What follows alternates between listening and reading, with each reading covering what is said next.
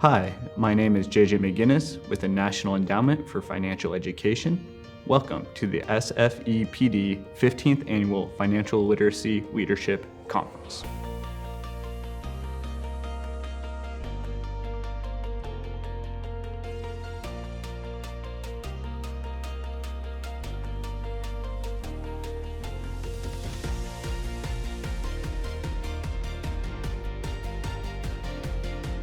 My name is Jacqueline Howard. I go by Jack.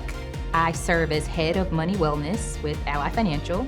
I'm also a board member for the Society for Financial Education and Professional Development, and also a board member for the American Banker Association Foundation. Why am I here? Because I'm so passionate about wealth building. I'm so passionate about helping people understand money through financial literacy and also through financial health and wellness and money psychology. It's been my path for my career for the last 13 years and something that I'm deeply passionate about personally and professionally.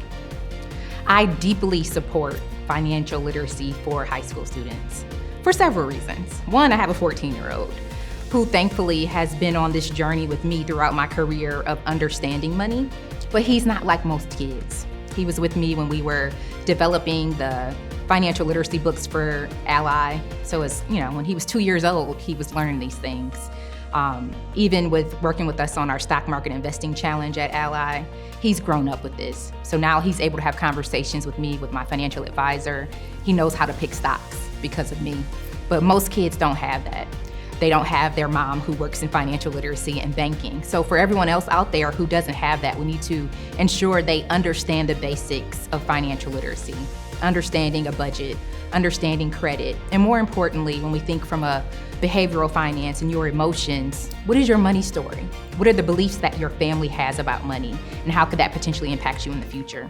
If we have high school students who learn that in the 12th grade, just think of where the world will be.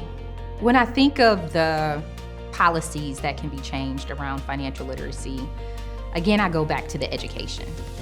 If we are able to make financial education mandatory for all high school students, even middle school students, you're never too young to start learning about money. My daughter is 7 and she started learning about it when she was 2. This needs to be a part of life, our education at every age, so that when you become an adult, when you're in high school, when you're in middle school, these concepts are not foreign. And it's so important to build upon the knowledge so that as you get older, you're able to implement at that age, that younger age of spend, save, give, and middle school of understanding the basic concepts of credit and budgeting. And then once you get to high school and college, now you're an investor. When we think of investing, that's when you're able to have compound interest and really build wealth. And for a lot of our underserved communities, these are not conversations that are happening at the dinner table.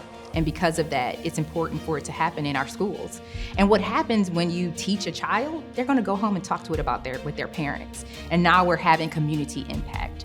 So when I think of policies that can be changed, I definitely think it's education at a younger age that is really mandatory to help everyone to understand financial literacy and really change our community.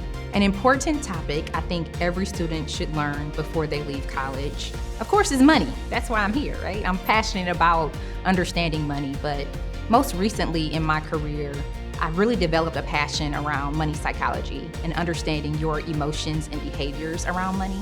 So I would love for all college students to also not only learn the basics of budget and credit and really the skills of money, but also understanding your emotions around money.